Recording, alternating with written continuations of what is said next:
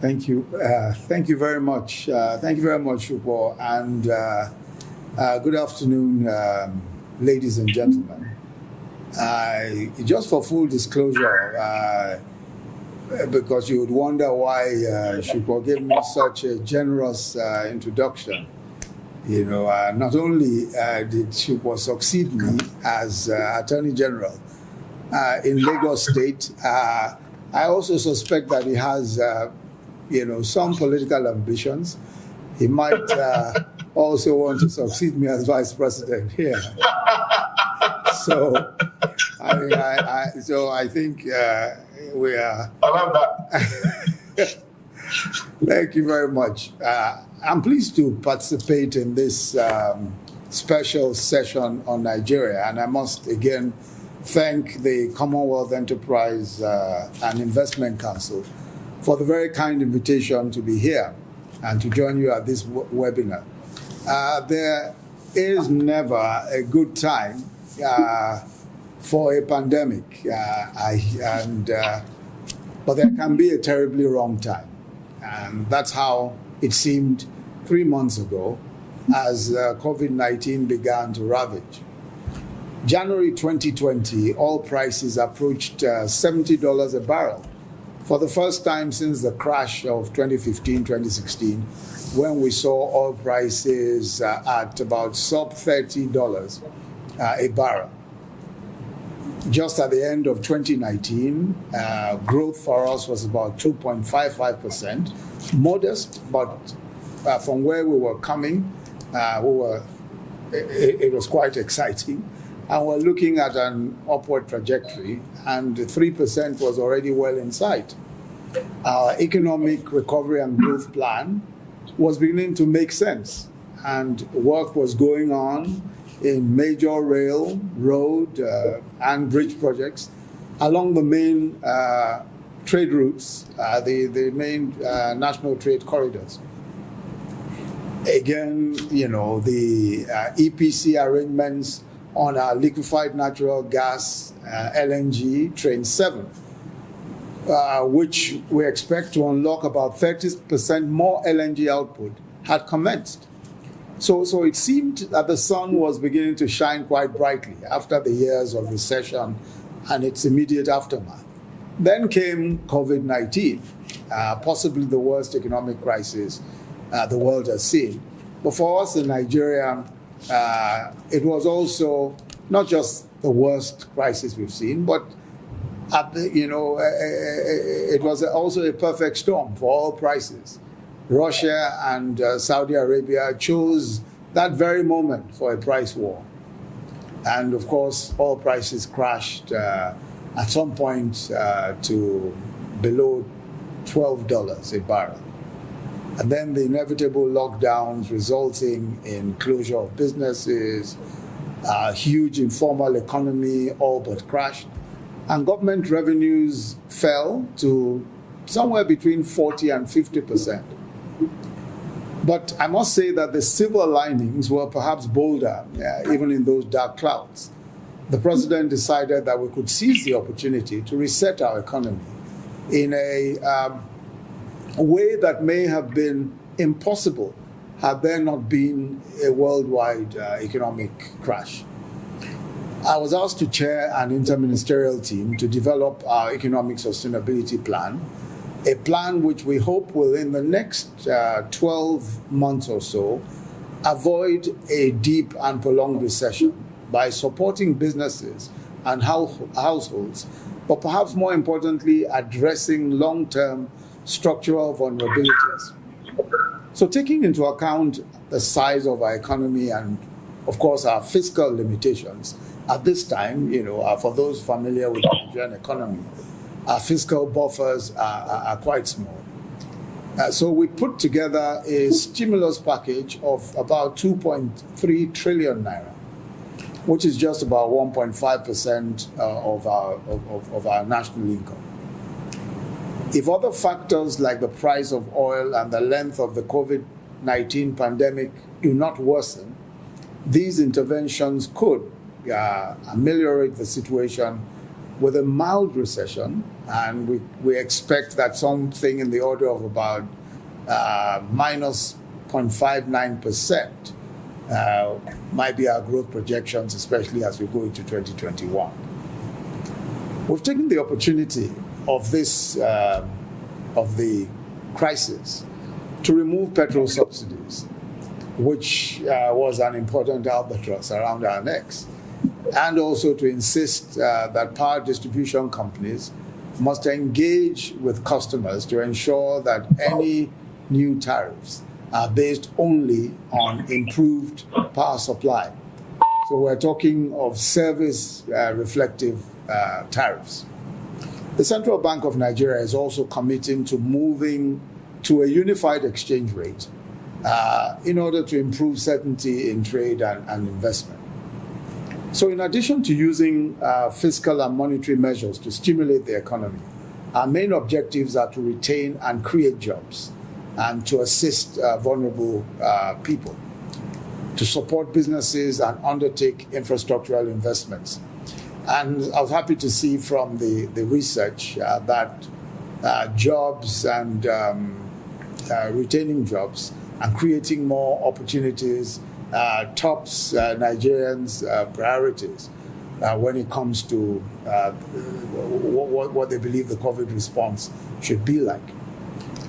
Some key interventions include Jobs for Food, which is an agricultural program aimed at expanding the acreage under cultivation across the country to create, we hope, hundreds of thousands of jobs. And we also intend to guarantee uptake by processors, aggregators, and also to some extent by government. We also have a Jobs Through Homes program, which is a program to provide jobs and increase our national housing stock at the same time by a massive social housing program where we intend to engage young professionals and artisans in small, who are involved at the moment in small businesses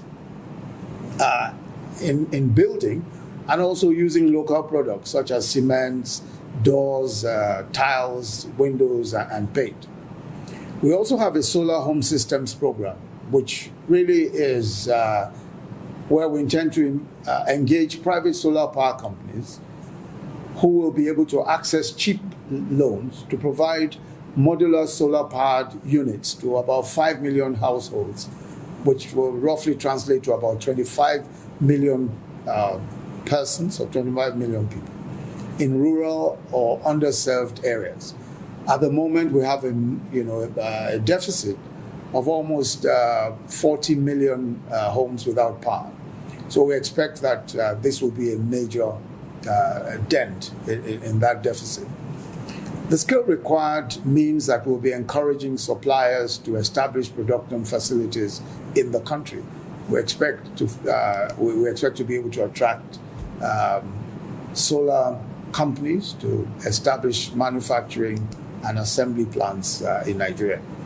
So supporting small businesses also is a priority, and I'm sure that the Honorable Minister of Trade, Industry and Investment in his comments will probably take some more time to talk about that. We're also looking at a Future of Jobs program in technology, taking into account the new normal and our creative and significant youth population and the need to prepare our economy to become an outsourcing hub, providing services across the whole gamut of possible technology engagements, including animation, software engineering, and data analysis. These are areas where we've invested considerably already, and we intend to do a bit more. And we hope that some of the efforts we're putting into the response will address these areas even more pointedly. So to be sure, improving health outcomes is, of course, very much a part of the package. To meet the immediate challenge, we've dug deep to find resources to respond to the pandemic. We built, of course, more isolation centers, more laboratories, incentivizing medical personnel, buying test kits, PPEs, as well as several other equipment, medical equipment. We've increased the number of modular laboratories that can handle COVID-19 samples from about 5 at the onset of the pandemic to about 39 today. The crisis has also revealed, significantly the vulnerability of our health sector.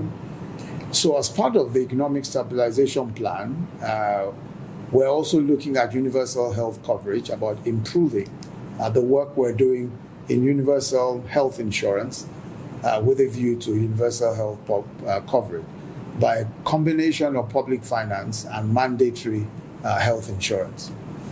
So while we're bullish on local production, we remain committed to engaging our traditional and trading partners.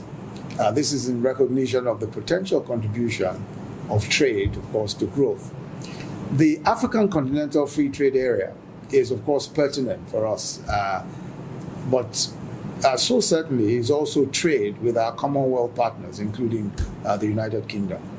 This was evident in Nigeria's participation in the UK Africa Investment Forum, which was held earlier this year. And it's particularly noteworthy that intra-Commonwealth trade is projected to rise from an estimated $1 trillion this year to $2.75 trillion by 2030. And we certainly intend to be a major part of that growth. It's not news, of course, that the pandemic has distorted international trade, especially the disruptions in global value chains, export bans, and protectionist policies, etc. But on our part, we remain committed to the multilateral trade system and will ensure that our economy, as much as possible, is not subjected to unfair trade practices. Ultimately, we see Nigeria as Africa's gateway economy. As the continent's most populous nation and its largest economy, we think that we can leverage our population, geographical location, which is right in the middle of the far-flung Commonwealth countries, in order to catalyze intra-Commonwealth trade. Our investments are fast-growing, and we're looking especially at investments in infrastructure, power, rail, roads. And of course, we're looking at also several other areas where, especially technology, where we think that we can benefit from other Commonwealth countries. Once again, I thank the Commonwealth Enterprise and Investment Council for convening this important discussion, especially now when we certainly see a greater need for socio-economic engagements with our Commonwealth partners. And we're set and ready to continue these engagements, and we look forward to not just what this particular session will bring, but all our future cooperation. Thank you very much indeed. Thank you. Excellency, thank you so much for sparing the time. I know how busy you are, and as if you haven't got enough issues to deal with. You've been extremely generous with your time and filling us in on the detail. I'm glad you spoke about power, because one of the main issues for many of our members in Nigeria is the breakdown of the communication of power, which obviously